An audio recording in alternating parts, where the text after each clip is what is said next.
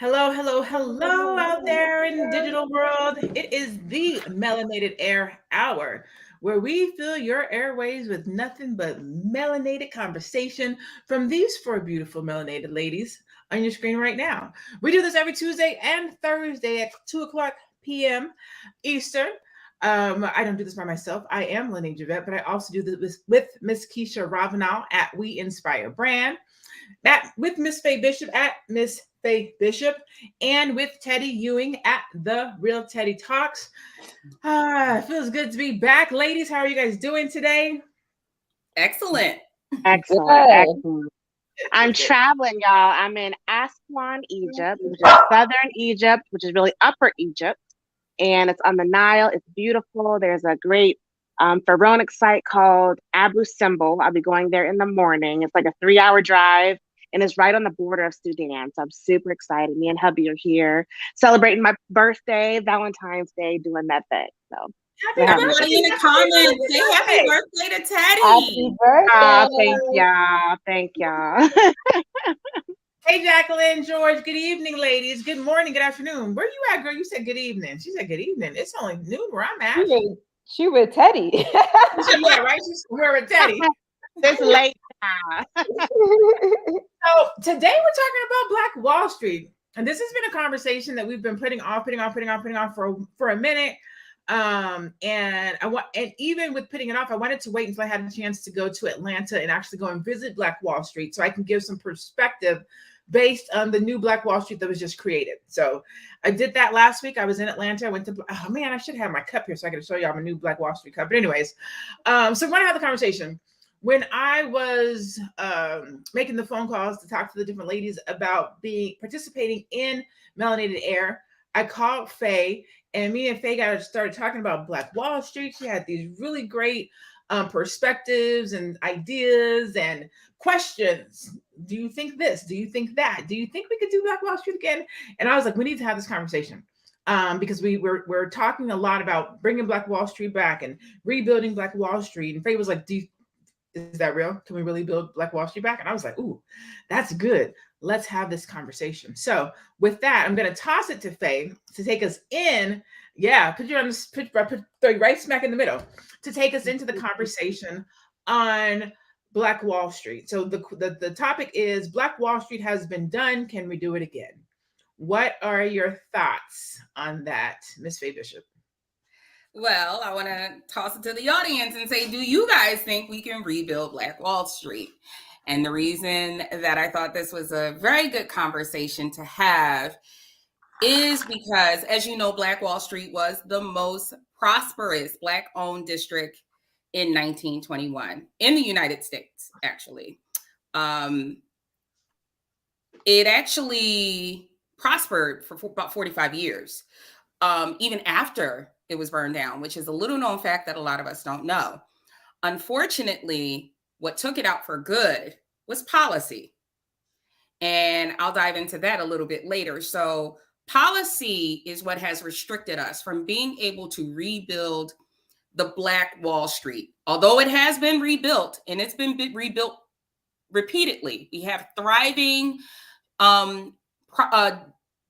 retail and shopping districts, Black owned, spread out throughout the country. I know that Atlanta is a mecca for it.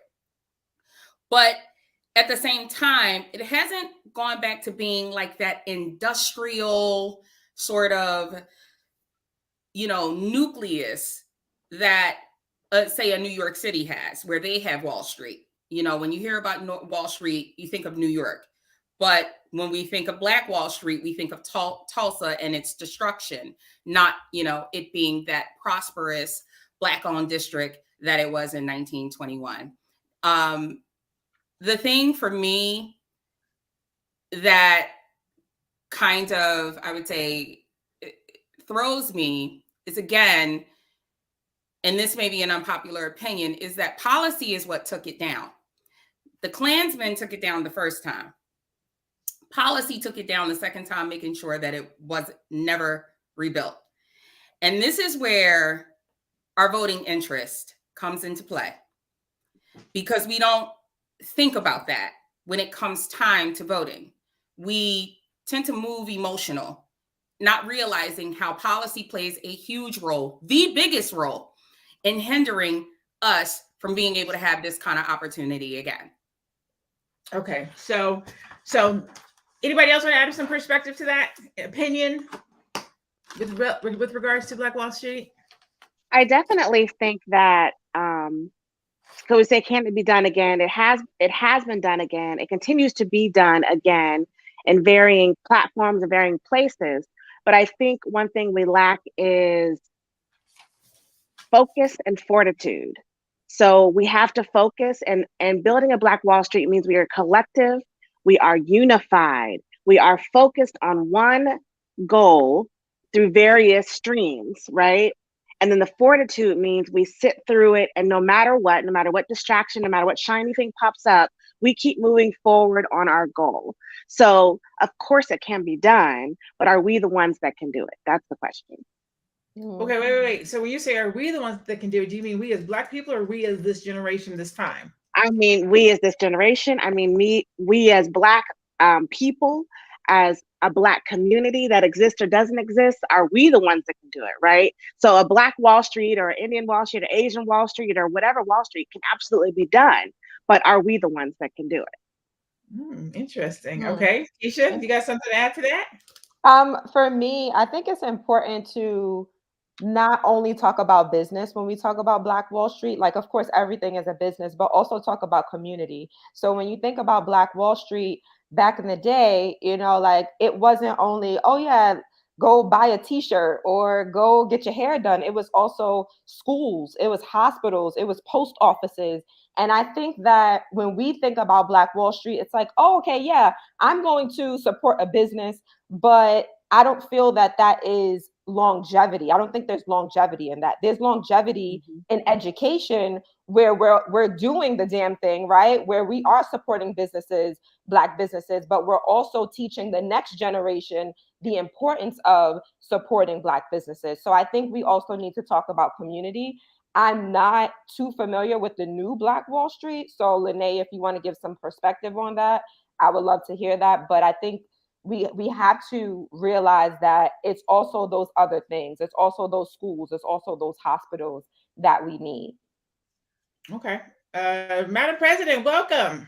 Thank you. Sorry I'm late, ladies. Hey, that corporate job got you. Somebody got to pay them bills over there. Hey, the 9 to 5, baby. Hey. Speaking of Black Wall Street, somebody out. No, I totally I love this conversation, because this is something Dr. Boyce did a documentary on Black Wall Street, or building Black Wall Street or something some time ago. And I had to do a poem, and I had to dive into like the building of it. And one of the things, like Keisha said, the community was so big on the success of the businesses. Supposedly this community was such a group of people that was together and loved each other and was in excellence, that if there was a person that came into the community and didn't have a home, the community will build that person a home. This is the kind of community that was present during that time. Do I think that this can be redone? I think it can be redone, but I think the only way it can truly be redone if we're open to relearning. I think the one thing that has consistently gotten us, and I think we've had a conversation about this as we build businesses, is that we keep on trying to mimic white supremacy's infrastructure.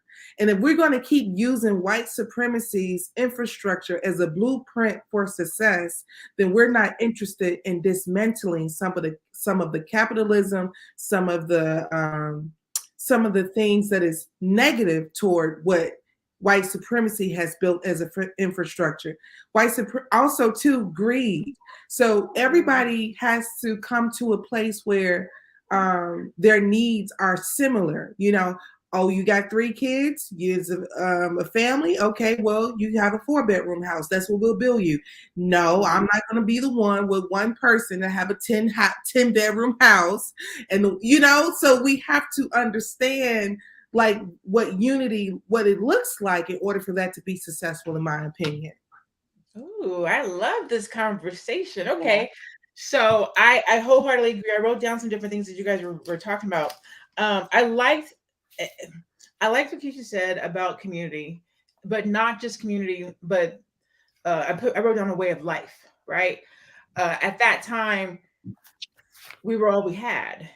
So the school belonged to us, the law belonged to the law, lawyers, office attorneys, whatever, the hotel, the grocer, all that stuff was us. And we were forced into that. One of the things that keep us from a true Black Wall Street is that we have too many opportunities. And we have to be intentional about community. We have to be intentional about supporting not just Black-owned businesses, but Black people, Black marriage, Black relationships, Black lawyers, Black school, Black education, Black technology. Like we have to be intentional about those things. And because we have too many opportunities these days, people have lost that desire to be intentional. And that is what, in my humble opinion, is what will keep us from a true Black Wall Street. Now, I say that to say this. I did get to go visit Black Wall Street, the new Black Wall Street, I believe is what they're calling it in Atlanta. And I'm going to be very honest with you guys. I'm not going to sugarcoat anything. When I initially was going into it, based on pictures that I had saw online, I was like, this is about to be a swap meet. This is about to be like a little swap market with little booths and stuff. And that was what I thought. But it was not. Super nice, super organized. You walk in there, it was, going into Black History Month. They had these Jeeps, these really dope Jeeps out there with these really dope Black History flags and Black love flags. And that was so cool. It was full. There was a lot of people there. When you walked in, people greeted you. Hey, sister, how you doing? I mean, it was just so loving and warm. Then when you go in, every aisle is named after either a Black person in history or a Black street that has had some type of history on it. So every aisle is named. And then the stores are like, so if you were to think of like a swap mart where they are plastic, they keep the little plastic things on row, it's not like that. They have real walls in between them. So it looked like a little boutique where each store had its own little area. I was like, oh, this is so cool. It was so nice. Everybody was gracious. Everybody was kind. And there was such a variety of stuff. There's art. I tasted so much liqueur when I was there. Let me tell you, I'm about to build me a Black-owned bar. I tasted a version of Bailey's. I tasted vodka. I tasted this plum vodka. Oh, I cannot wait to order it. It was just, I was amazed at how much commerce that was there. There was jewelry, there was clothes, there was food, there was desserts, there was art. I bought soap. They have a grocery store that they're building in there. They have a restaurant that they're putting in there. They have a jazz lounge that they're putting in there. They have a pharmacy that they're putting in there. They have a tea shop. Like you can go in there and literally sit and have tea. This is, I forget the lady's name, but she has like a little tea, like a tea house. So you can go in there, you make reservations, and you meet your friends and you do tea. It was so nice. It was so nice. It's smaller. So, wait, I have a question. So this sounds wonderful. I haven't been to Atlanta probably in about 2 years, and I would love to see this. But is Black Wall Street a mindset, or is it a physical place? And if it is a physical place, which this one is, but it doesn't have to be the Black Wall Street, right? It can be a concept. Is that what's keeping us from growing one Black Wall Street? Is because we were in Colorado, in Denver, they had like a Black Wall Street version. Is that what's stopping the growth? Is its actual physical location versus this virtual meta, right, mindset that needs to be built around Black Wall Street? I think that's actually a really good point that you made there. Excellent. Which goes back to what Keisha was talking about, if it being community and being intentional.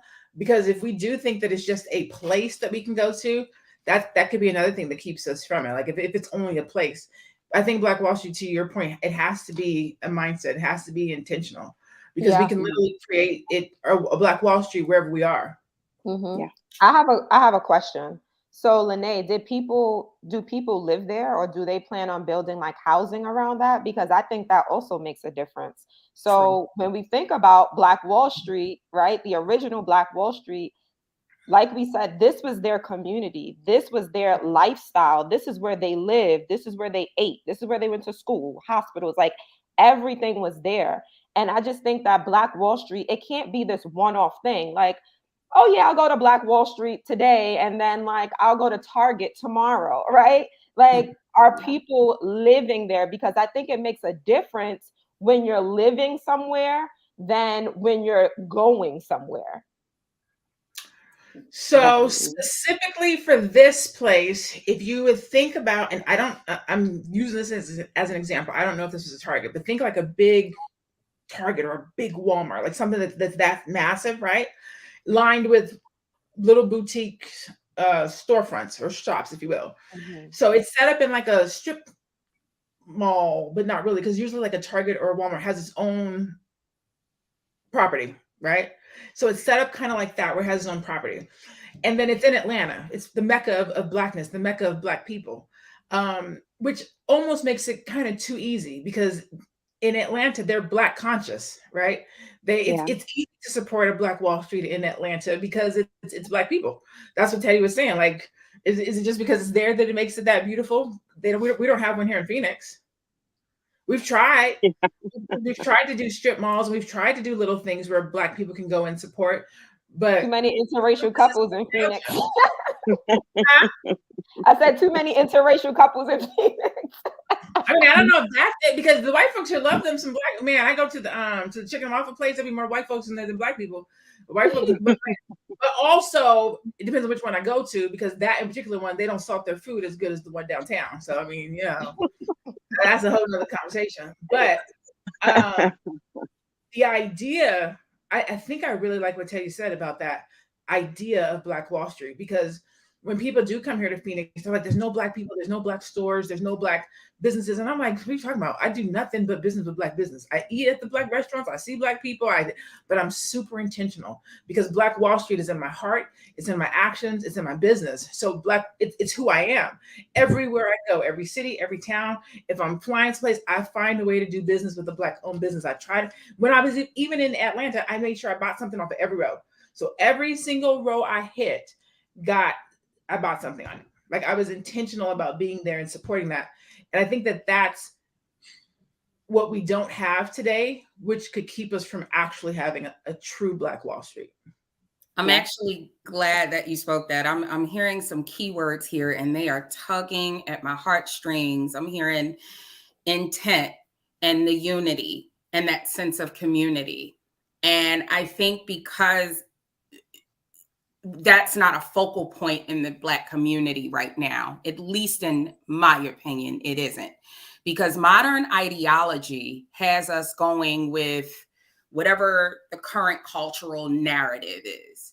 So if the cultural narrative is Dave Chappelle should be canceled because he said XYZ in his stand-up, or Whoopi Goldberg should be canceled because she did this, or this one, Meek Mill, and that one, and this, whatever that is, that tends to be the flow we tend to go with. And if we can't even so much as center our thoughts and center, or even just get on code enough to have that sense of unity and community in order to say, you know what, that's not a battle we need to fight right now. This is where we need to go. Whoopi, Dave, they're still family. We got a goal to get to. There's no way Black Wall Street can be built. And I know that saying that makes a lot of people uncomfortable, but I did say that in the initial conversation to Lene, and I'm saying it here today, because here's a part of history that a lot of people may not be aware of. Greenwood was rebuilt in 1925. And that's a history many people aren't aware of. And the thing is, not only was it rebuilt, but what shocked even the mayor and the city commissioner at the time was the speed at which the residents began to rebuild their neighborhood. Now, mind you, they did everything in their power to stop them. I believe the Tulsa City Commission worked to rezone the Greenwood Avenue area, which is where it was, Greenwood Avenue. They tried to rezone it from residential to industrial. They redrew the fire code restrictions, stating that buildings have to be built using brick and not wood. I mean, it was a lot. And what I find most impressive about the residents during that time is how they were working with far less resources than what we have available to us today. You know, this took time. This all took place during a time when the residents of Greenwood weren't even allowed to vote, you know. So what they were doing is they decided collectively that they were not going to be kept down. They were determined to not give up. And it wasn't just the homes that were rebuilt. It was the businesses that came back too. And that's how Greenwood, was able to have upwards of 45 years of prosperity after the initial attack. Whereas, again, Black folks today, not only do we give up, we'll surrender and sell out everything down to our firstborn. And we won't even do it in exchange for things that are tangible. Anything. Not at all. We do it in exchange for things like stimulus checks and Popeye's chicken sandwiches and an invite to the Super Bowl or Versus and all. They were on code. They were on code. Treat Nasheed says it all the time, and whether you agree with Treat Nasheed or not, we as Black people, as a Black community, have to be on code. No matter what distractions, as Faye said, no matter what shiny thing starts dangling, we have to stay on code. If we are boycotting the NFL, I'm going to use a popular one, then we need to be boycotting the NFL until our demands are met.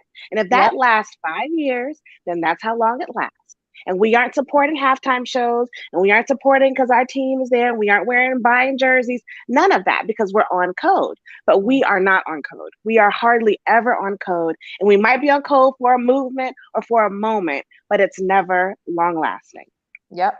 Well, I think that you all are just speaking to my soul right now, but I feel like what is deeper is this is a integration thing that has happened. So, you know, I think during the period of time that Faye is talking about for Greenwood is, you know, the resources that those folks had, they didn't have any other crossover as an option. They couldn't go into any other neighborhood. They had to rebuild this neighborhood. I believe what transpired, when I did the movie B1, and we talked about this, and the question was, you know, what do you think happened? Like something about integration. So I said, the one thing that integration did for Black people is it took away Black genius. So the thing about what integration does, it take the best of the Black folks. It take your best scientist and give them everything that they want. It take your best athlete and give them everything that they want. So everything that you need, of course, you know, the Jackie Robinson story is wonderful, but, you know, the Negro League suffered when Jackie Robinson left. So we have this repetition constantly happening in our neighborhood, in our household, in our community. It actually, in order for us to really, like you said, Keisha, to really do this, and Teddy, like you can't give up your firstborn. Like Faye said, you have to demand that your child, he's gonna go here. We have a route for him. We're gonna have him take it. But then I want to bring up this really fast because this is so deep and so perplexed. You know, they always say if you ever want to keep a person a slave, you know, you start removing the chains, they'll stay, you know, shackled on their own. And that's really what you deal with a lot of times when you're dealing with Black folks who will not rebel against a system or infrastructure, because I can say, well, guess what? It's working for me. I have my house. I'm eating well. Shit, a little bit too much, you know, then, you know, then somebody else say, well, I'm hungry. Yeah, I'm hungry. I'm gonna be on BET next week. Whatever they want to do, I'm down. I'm hungry. So I think collectively we got big issues where we are so far apart from each other, you know, where we just really can't do that thing that's really required to make this Black Wall Street thing work from an internal place and then show up externally.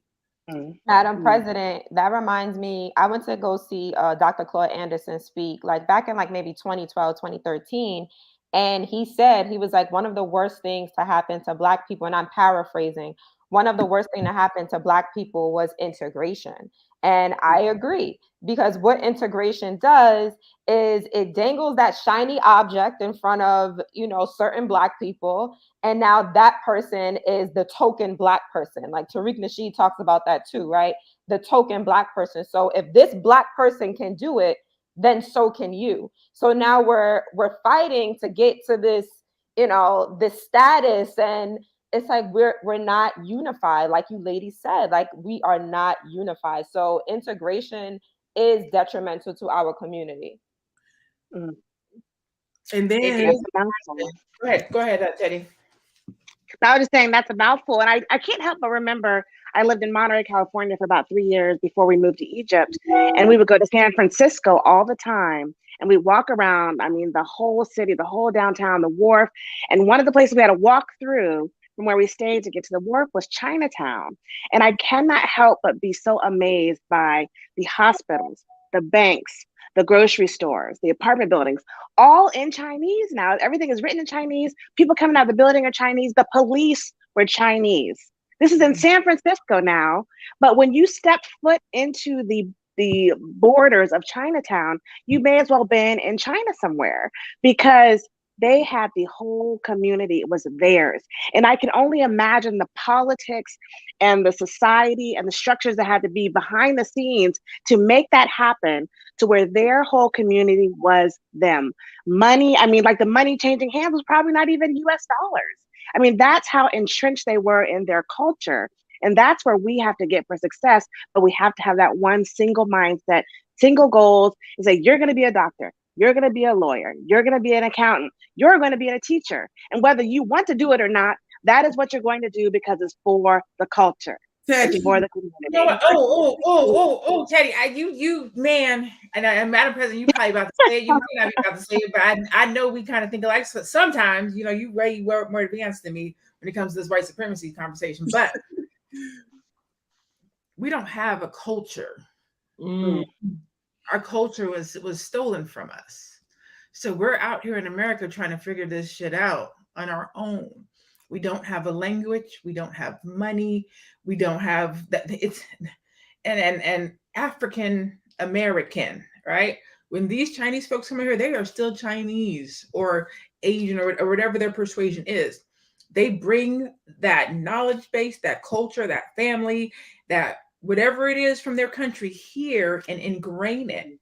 We were brought here, distanced from our culture. We have no connection to our culture, which just feeds into why we have such a hard time relating to each other, talking to each other, getting along. We have no ingrained culture. We're trying to build community from scratch, with no true leadership, with no true direction, with no true anything. Agenda, anything.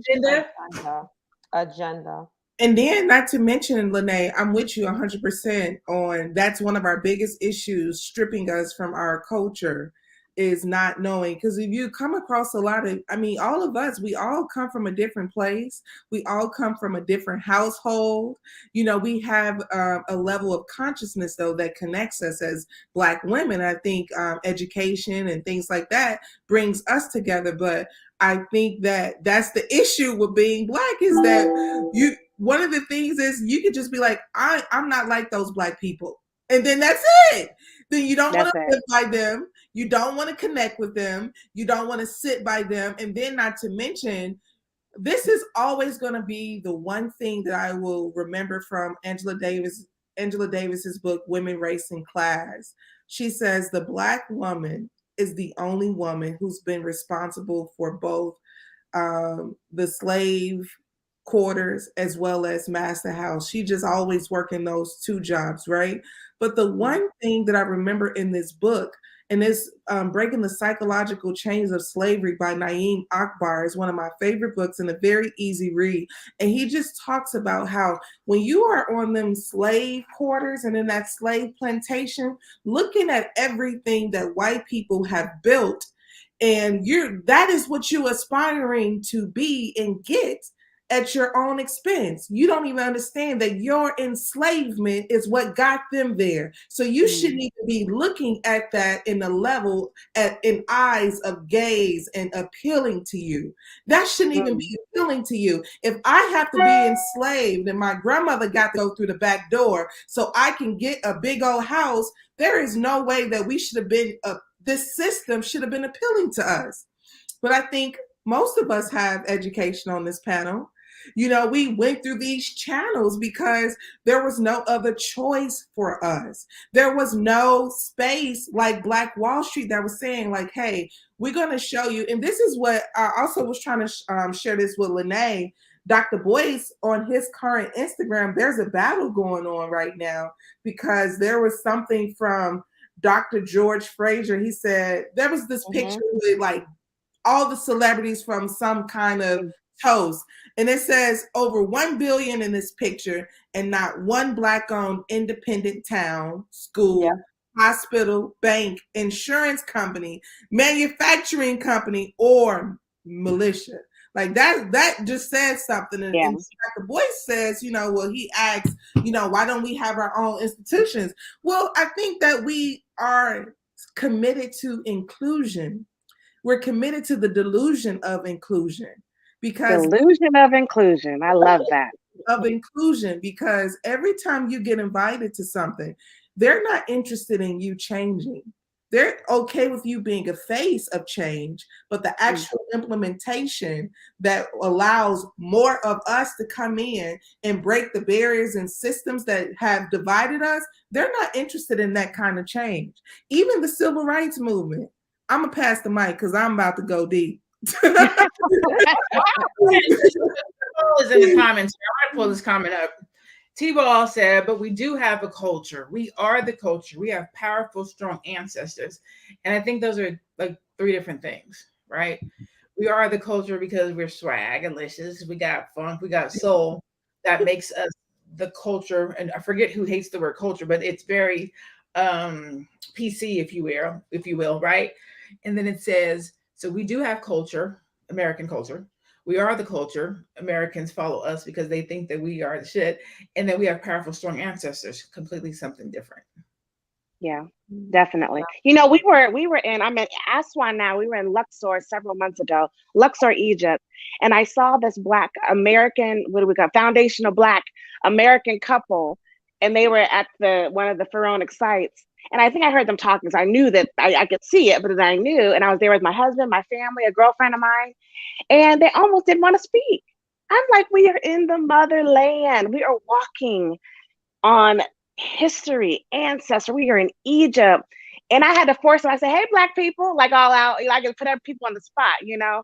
And they're like, oh, hi. Like, we're talking, my kids are talking, you know, we speak English, so you know, we're probably American. And this is the problem. We are in the motherland and still don't speak to each other. So how the hell we gonna build Black Wall Street around the globe, right? Or at least in America, or at least not just in Atlanta, but all through Georgia, and then all through the South, and then all through the East, and then all, you know, going through the Midwest. We cannot, I don't think we like each other. I don't know, but that's another show for another day, but I don't think we like each other. I think we have, I think the roots of enslavement and that whole crab in a bucket, we're in constant competition with each other, has caused us to not even like each other. So we damn sure can't build a community if we don't even like each other.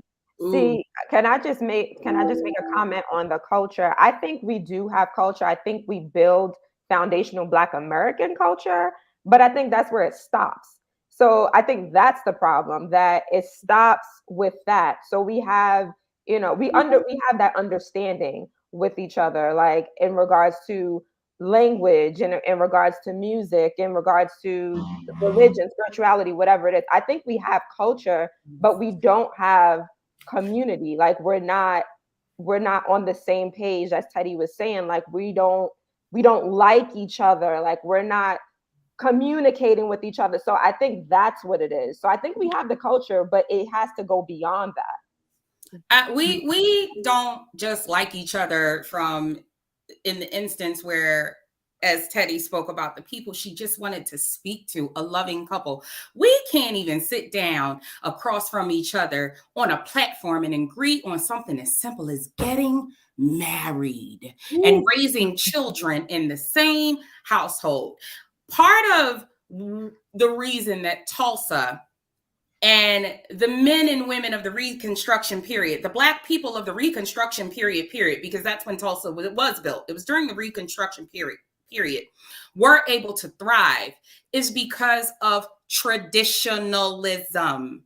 Black people are inherently conservative, but unfortunately, we've allowed these cultural narratives that are dictated to us to think that anything associated with conservatism has to mean you're a Republican. That's not true. Okay. Conservatism has to do with moral values and sticking with moral values, a certain set of moral values, and sticking with a certain traditional set of values. That's the reason why traditional families continue to win. That's why you can walk in Monterey, California and have a Chinatown.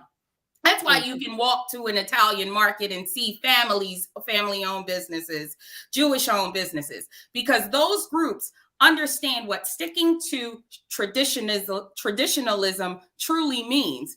Modern ideology is what is bleeding us out. It's bleeding out what's left of us in terms of our culture and the little bit of sense of community that we tend to have with each other. All of this cancel culture, this get the bag culture, it's being pushed by celebrities, influencers, mainstream media, which is the devil. I tell everybody, unsubscribe from that as often as possible. What it's doing is it's turning us all into a bunch of spenders. So basically, consumers, hyper consumers. Exactly. As soon as whatever little bit of wealth we tend to get, because we are getting it, comes in, we're spending it and we're putting it back out. And what has happened is we're being mentally and psychologically conditioned to have the functionality of disposable digital computer chips who are good for nothing but serving the state and corporations. That's what we've become. So it's a lot to unpack there with that. You had a post, it was today or yesterday, it really made me like have to dig deep because I talk about Black wealth all the time. And in your post, you talked about Black wealth isn't surface level. Black wealth has to be built for generations across breadth. It has to have breadth of not just me, my sister, my mom, my dad, my aunts, my uncles, my kids, their cousins, my cousins. That is Black wealth. And that is how white wealth is built. If anyone's never read The Millionaire Next Door, you have to read that and see how these rich, wealthy white folks spread out their money across generations. So when I take it back to Black Wall Street, this is not a simple task. This isn't I buy Black. This is if you're breaking chains, if you're the first generation of breaking chains, you're not even going to reap these rewards of building Black wealth. You will be the worker bee. You're going to be the one that lives for 17 days and dies because you will spend your life working, and building for your children and teaching them what they need and your nieces and your nephews and cousins so that they can carry on and build more wealth so that maybe a generation after them, they're actually wealthy across the generation. And then they're spreading it to the generations after. So just because I have the bag and I'm giving it to my kids and teaching them how to build business, I may not be building Black wealth, that Black generational wealth. And that kind of made me pause for a moment and it made me sad because this is a task that's not for the weak at heart. And someone said something about we don't have our own army or something. I mean, this is war. This is war against what has been done to us. And it's going to require us to be so focused, hyper-focused, and not hyper-spenders so that we can break those chains. And I just want to say, because I just want to piggyback on what Faye and Teddy said regarding the hyper consumerism. So I want to put us on game because the media have the tendency to constantly manipulate Black folks. So you go through the grocery store, Beyonce, Rihanna, the wealthiest women in the world, right? Wealthy, most powerful women on the planet, right? This is powerful. This is on the front of the magazine. When Breonna Taylor got killed, Beyonce wrote an open letter to the Attorney General in Kentucky, and she said, please arrest the man who killed Breonna Taylor.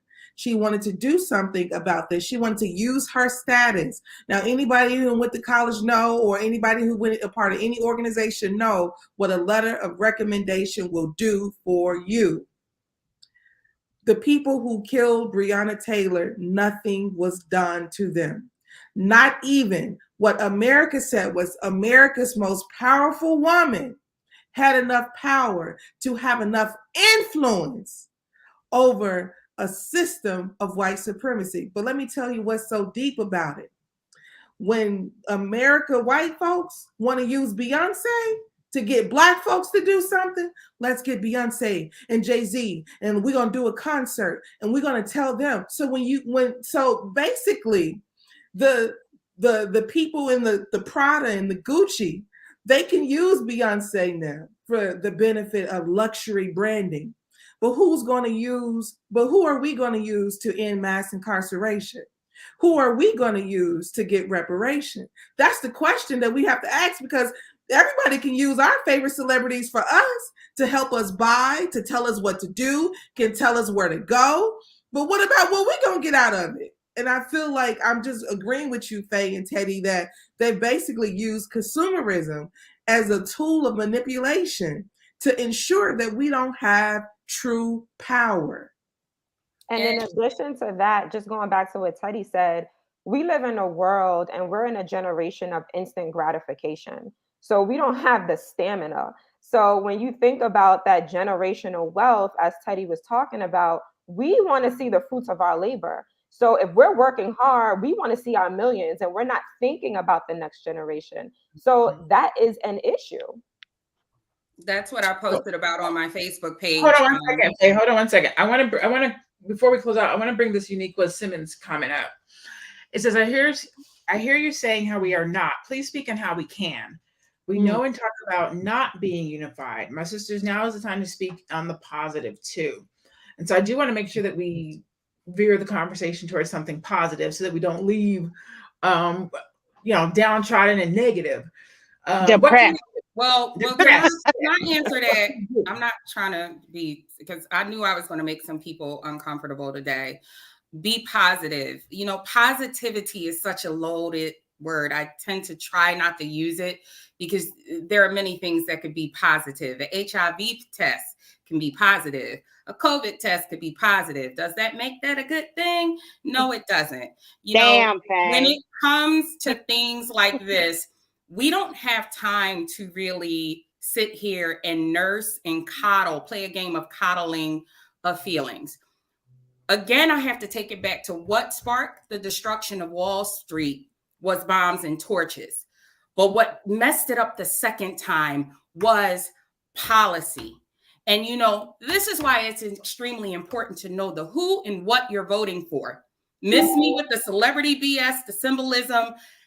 To take it back to what Madam President said, it is about what you are going to do for me. Because as long as you allow these cultural narratives to be dictated to you by people who are pretending to be your friend, things like this will continue to persist.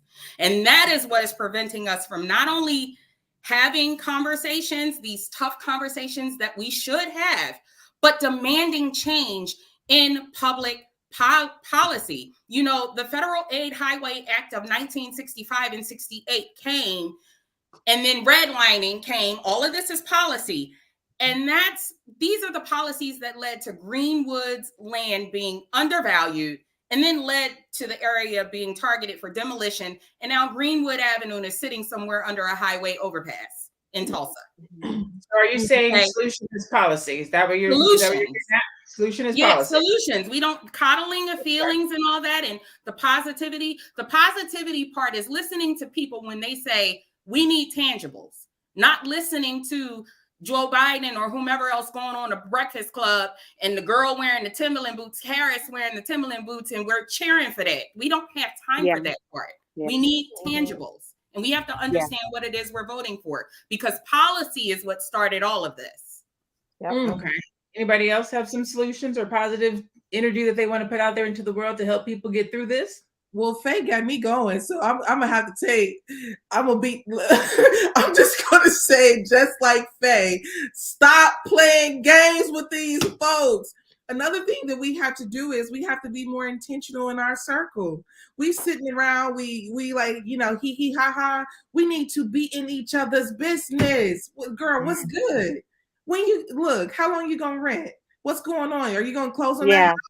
What's going on? You're gonna get the house? Well, guess what? All right, okay, cool. I got 5 friends. We make, $100,000 a year. We're gonna start this little money pool. We put $1,000 here every month. You do some with that 4,000 this month. I'll do some with the 4,000 next month. When are we gonna walk with intentionality about each other? Like we ain't in this thing together. We suffer together. Tell you the ugly side of this. I was just talking to my husband today when we were talking about this topic. There are people, y'all know I talk about money. I talk about crypto. I talk about building. I talk about entrepreneurship. In my own family, they miss me with this generational wealth talk. Like, you'll find out what you're going to get when I'm dead. It's almost like, what? Like, if you can't have these conversations with those closest to you, what the hell? Like, so then your friends and people, y'all know I say, if we're not talking about something positive, money, growth, if I'm not talking about growth, I don't really want to be talking because I don't find anything funny. Like, I think this is, we are at war. We don't have time to be kikiing and laughing. Like, I find joy in a few things, but this is about building and building and building. So you're right, Madam President. You have to know what your circle is. And if your circle isn't your family that's going to help you build, then find another circle. Because your family will keep you down, baby. They will keep you down. And you can love them from a distance. And you got to keep building without them. What you said, Teddy, everybody can't come. Everybody can't come. Everybody can't come. And most won't get to. Y'all going to be locked at the gate. Y'all can't come. Can I close this real quick? The sad piece is we say everybody can't come, but everybody don't even want to go. Right. No. We are living in a different world right now. And in the post I made yesterday, for the record, I'm a SEC certified chartered financial analyst. So this time of year is very busy for me because it's tax season. People have questions, people want to know, and that's where my Facebook posting came from. And one of the things I noted in that post is we are living in a different world right now. And as Teddy said, we are at war. And right now, a new financial model is being ushered into this country as a whole. Along with that, it's ushering in a new price value system. The dollar isn't even worth what it was back in 1921. So it's important that we have these conversations and we're talking about business, not just on this platform or others, but even when we are in company of our families, as Teddy and Chanel pointed out, we have to make sure in the process of us having these conversations that we aren't tone deaf to what is happening currently in the world and what's happening in the market. Because if you don't get right and catch up, you will get left. And other groups are understanding that, which is why 365 days in, 3 groups got policy and Black people did not. Nothing. But we still shucking and jiving. We still talking about the party and who look good on the gram and talking about so many things that just really doesn't transcend to the quality of life. And we have to stop playing even on our jobs. Like you say, the shift in money is here. The cryptocurrency commercial aired on national television during Super Bowl weekend. They're telling you that your money is shifting right in front of you. And if you have no knowledge like me, there was something that should have sparked in you and said, something is happening here. And the thing about Black people is, they keep on pacifying us with entertainment. Even this whole, Jay-Z and Mary J. Blige, it's still just the entertainment front of everything. You can go anywhere in America and you can find a Chinatown. But if you go anywhere in America, why can't you find a Black Wall Street? But 1 or 2 places now. And that's a problem. I think the entertainment is our drug, right? Mm-hmm. So we use that to cope. Yeah, it is escapism. We are addicted to escapism. That's why I said y'all got to learn to turn the news off. I put the phone down because Mhm. if your politics ain't right, it's impossible for your economics to get right. And we're Yeah. And so find things that you can connect on. Like, I hate being in environments where people can only talk about entertainment or sports or something very vanilla. But as soon as you start talking about stocks or mutual funds or investing or real estate, everybody gets quiet. And I don't know what that is. It's like, if you don't know about it, let's talk about it. Let's learn. Let's start an investing club. We're not where we're sharing money per se, but we're learning about it. Like this whole thing about growth. If it doesn't make you feel good, you don't want to do it. Well, reading and learning about finances is hard. Reading the book, Your Money or Your Life, it's going to make you reevaluate yourself and be like, I done messed up for like 10, 15, 20 years, some people 30 years, but you can't look back on that, all this student loan debt. I'm like, that's focusing on that ain't going to get you where you're trying to go. We need to be looking forward and stop looking back. So the nostalgia of the entertainment, I love some oldies and some 90s music like the best of them. But I have to be looking forward to build. And I can't be looking back and you think about the 90s, you think about the mistakes you made and that car you bought that you didn't need and couldn't afford, or that thing that got repoed, or how long you've been renting, or whatever it is. And we got to be looking forward and saying, this is what I'm going to do different. This is how I'm going to grow this month, this quarter, this year, and then start growing and being around people who are going to help you do that and cut them off if they don't. That way they will segregate themselves so that the people who are trying to grow will be in a big group and everybody who doesn't want to grow will be over there somewhere and we don't care what they're doing. I think that's where we kind of are right now. I think we are living in a time where we have integration, but we're still separated as a community. We are separated. You can call it classism if you want to, but we're separated. So you have the haves, you have the have-nots, you have the B1s, you have the ones that don't care. You have the folks that think about politics, you have the people who just don't care. So we are separated. And we all have different agendas. You have people who say we have culture, we have people who say we don't have culture. We can't be in agreement, and that's why our policy is messed up. Because I think somebody said it up here, we just vote for the lesser of two evils. Some of that comes from not understanding policy. Some of that comes from not understanding how policy affects who we are and what we do. The question that I would ask either Faye or anybody on this panel for that matter is, when we start talking about positives or solutions and or moving forward and or making change, is policy the only thing? That's like the only solution? That's the only thing that's going to help our situation, help us get better, help us do better? I know my personal answer, but I kind of want to hear what you guys have to say. Is policy only? Policy is basically one of the only things that leads to politics, but I think it's so much bigger than that. Well, for me, you guys know that I pride myself on being a conservative and I spoke about my reasons why, because its nucleus centers on traditionalism. We have to not only get right in our politics, we have to get right in our homes.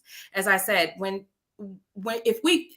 because we've reached a point, Black people, where we can't even sit across from each other and have a conversation and agree on something as simple as marriage. And it turns into a big fight about what you bring into the table, what you bring into the table, modern women this, modern men that. That's a problem. And what unfortunately happens is that trickles down to our children. And then it trickles down within families. And before you know it, we have a bunch of instability and dysfunction everywhere. So not only in getting our politics right, which is very important, we have to get right with each other, starting with the home. That's my answer. Okay. Yeah, I agree. As far as the household is the first, I mean, we all are the presidents and the CEOs of our household. So every time, we're going into some kind of battle, you can't win if you're already in a war inside. So you can't go outside and fight a war if you got a war on the inside. And that's just not from a physical standpoint, that's also inside. We got to be mentally healthy. We can't be, just kind of, because America will drive you crazy, so you have to be mentally well. You have to have a sound mind. That is important as you go through just basically trying to be well, trying to learn. And the one thing that I will say too, for myself to try to defeat white supremacy, like they say, just being healthy. But I'm going to say I started noticing very quickly people who were not going to help me advance in the areas in which I wanted to advance in my life. So when I would meet some people that were possibly at mentor level or mentor status, and I would ask them for some kind of assistance in helping learn. And you got to learn how to speak up. For my quiet people, I know that it may be hard for you to be vocal, but you have to figure out and how to learn how to vocalize your needs. People are not going to put water on you if you're in a fire and you're not screaming or anything like that. You have to ask for help if you need help. So I will just basically say that I identified that I wanted to do something. I was looking at a few people that were mentor age and mentor status, and they were kind of using me like, okay, we're going to let you do this, we're going to let you do that. And I realized they were using my ambition for their personal benefit, but I wasn't getting anything on the receiver end. And guess what I did? I was young, but I stopped that shit right in the tracks. I said, I'm not gonna make myself available. I know that they have something that I aspire, but guess what? They're not interested in showing me. I'm moving on. And the one thing that I learned from a book myself, like Teddy dropped 2 books today that I wrote down, but when you learn to recover quickly, you get to your destination a lot faster. Mm-hmm. That is the truth. Mm-hmm. All right, so I'm gonna use Faye's response and Madam President's response as their final thoughts. Keisha and Teddy, do you guys have a final thought? Or actually, let me take that back. Does anybody have a final thought? Because that might not have been what you wanted to be your final thought. So, any final thoughts before we conclude for the day? I know it's Thursday. Some of us as moms have got to get out the door to go pick up these babies from school. So I want to close. But before I do that, I just want to make sure that you guys know that you can catch us every Tuesday and Thursday at 2:00 p.m. ish on Melanated Air YouTube channel, as well as Instagram, Facebook, Twitter, all the platforms. You can also follow each one of the ladies individually at their handle. You can see them on the screens.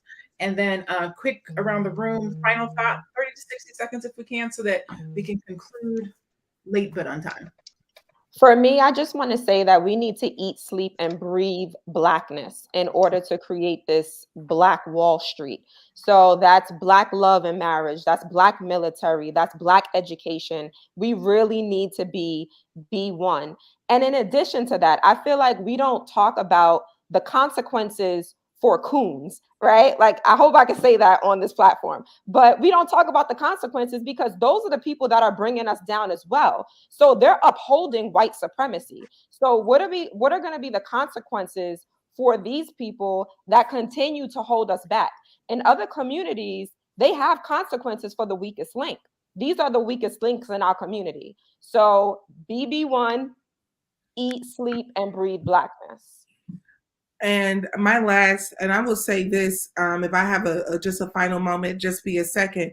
I want to tell the Black woman that the Black woman, you are the queen. So you play a major role into the infrastructure of this entire world. You do not minimize yourself. Do not act as if you just letting everybody make the decisions for you. The reality is the Black woman, where I think it was Malcolm that says you go into a community and the women are advanced, then the entire community are advanced. And I mean that from the infrastructure of grandmama and them had some bad habits that they passed down. If you have a level of consciousness and awareness, you got to stop it. You know, the brother that keep on having the kids and keep the brother who keep on having the kids and the brother that's selling the drugs and the brother that's shooting up the community and that's your brother and you come and let him come in the house and make him a plate, time out for that. The Black woman, time out for that. It's time for you to choose a life of complete wholeness and wellness over all the BS, the nonsense, like Keisha is saying. If you ain't on code, you gotta go. Everybody. All right. Teddy, can you put your books in the chat? A couple of folks have asked, what books did Teddy recommend? Can you either say them or put them in the chat? I will say that but before we get off, I'll put them in the chat. Perfect. Faye, I know you have to go. Did you have a final thought? I feel like Keisha and Madam said it all. I will just piggyback off of what they said and simply say that after more than 100 years of discriminatory policies, many of which we sat out here and voluntarily voted for and just voted for more, in the most recent election, this is what has kept us deprived of opportunity. And I want everyone to allow that to marinate, because it's very important to get serious about what it is we really want, the direction we would like to go in, so that our children can reap the rewards and some sort of benefit from that. This isn't about me and mine, I, and all of that, which we tend to selfishly do. This is about a collective group, starting with those little faces who look up to us in our homes. I love that. Yeah. Miss Ewan, Miss Teddy, if you're nasty, go ahead. Sorry, I dropped out for a second. I'm on my cell phone today. I'm trying to be modern. Anyway, book, Dr. Claude Anderson, Black Labor, White Wealth. The next one is The Millionaire Next Door. I can't remember the writer, but I will put it in the chat. The third one is Your Money or Your Life. It's a female writer. I can't remember her name either, but I'll put those all in the chat. I just want to close by saying, this is not going to be fun. Again, if you are a chain breaker in your family, this isn't going, you're going to spend your whole life rebuilding and growing, and you'll get joy out of it, but you're not going to reap the real benefit of your labor, but you're doing it for your next generations. So we are at war. We are in the middle of a struggle, and we are fighting, and we can't do it by ourselves. So it's not going to be fun. So if you're looking for warm fuzzies and all this happy-go-lucky feeling, you're not going to get it, okay? You're not going to get it, because this is a struggle that we're going through, and you won't be able to do it by yourself. So as Madam President says, you need to reach out to those that are smarter than you in certain areas and let them help you grow. And if you're around people that aren't growing you, then find new people to be around. Find groups like these 5 ladies here that we're talking, and we talk offline about business and growth and how we're going to improve ourselves. And I pull little tidbits of information from all of them so that I can grow too, and tell my husband about it, and then tell my kids about it. So we are at war, but it's to get us where we're trying to go. And if you're looking to feel good, this probably ain't the battle for you. She said, probably not the battle for you. What I'll say is really just a compilation of what everybody has said. And that is that change starts right here. It starts right here. It starts right now.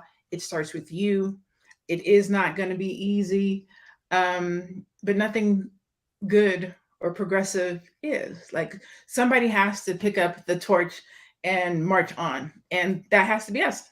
I was going to say unfortunately, but it's not unfortunate. Somebody flipping has to do it. It has to be done not for the generation that you're in right now, but the next generation, the generation after that, because we are the leaders. We don't have to wait for somebody to come in here and save us and lead us. Black Wall Street, can it be redone? Yes, but it's not a place. It has to be redone at your house. It has to be redone in your home. It has to be redone in your heart. It has to be redone through your actions. If we only think the Black Wall Street is one place in Atlanta or one place in Oklahoma or one place wherever we live, then we've missed the point. I think we have to go back, or have like face it, traditional values. Traditional should mean we support ours first. Traditional should mean be one. We can live in the world. This is the world. We live in America. We can't, probably cannot. I won't say we can't. It would probably be difficult not to engage in the world. I love my Mac. My Mac computer that's sitting right here. Apple is not a Black company. I'm not willing to give this Mac up. But but when I do things for my Mac, I do try to find a Black electrician or a Black technologist person. So there are ways to be intentional about Black Wall Street. You don't always have to do business with a Black-owned business, but I always try to say that there should be a Black-owned hand tied to the transaction. You have to have insurance. We don't own, well, I think there's one in North Carolina, but let's just say you have State Farm. That's cool. Find a Black State Farm agent to write your policy. There are ways for us to create and have a Black Wall Street, but it comes down to being traditional. It comes down to being intentional. And that's how we do it. And then another piece what Faye says is the politics. I will be the first person to admit I'm not as strong as I probably could be and should be from a political standpoint. But the more I'm around Faye, the more I'm like, damn, I need to better understand these policies she be talking about, because of the vote for the lesser evil. That's all they give us, right? But when you better understand policy, you better understand politics. This is how we make those changes locally in our communities, in our day-to-day lives, not just every 4 years from a presidential standpoint. So you tuned in today. The beauty of Melanated Air is we all have different perspectives. We all have different lives. We all have different backgrounds. Sometimes we agree, sometimes we don't agree, but we learn and we listen and we apply and we grow. So get you some homegirls or some homeboys or some friends like these ladies right here on Melanated Air that will help you to grow, that will correct you, that will challenge you, that will have conversations with you, that will cause you to think different kinds of ways. Sometimes it's going to be positive and fuzzy, and sometimes it's not. They said, look, I ain't here to make it positive and fuzzy for you. I'm trying to tell you the goddamn truth. This is what truth is. And the truth ain't always nice and fuzzy. You need people in your life like that. So don't be, if you show up here, you're going to get it all.